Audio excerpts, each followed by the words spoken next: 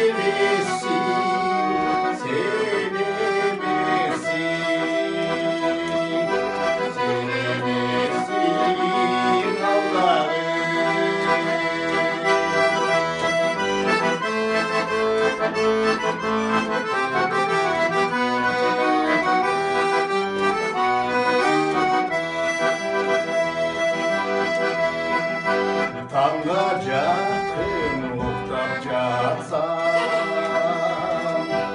yine sığınay çarşımdan seni kendi gözümde açsam sevmesin, ay sevmesin, sevmesin. Sevmesin Allah'ım,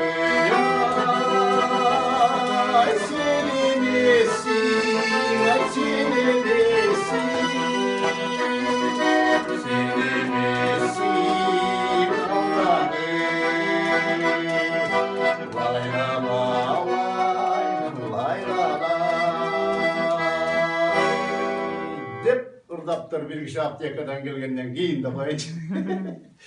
Rahmat.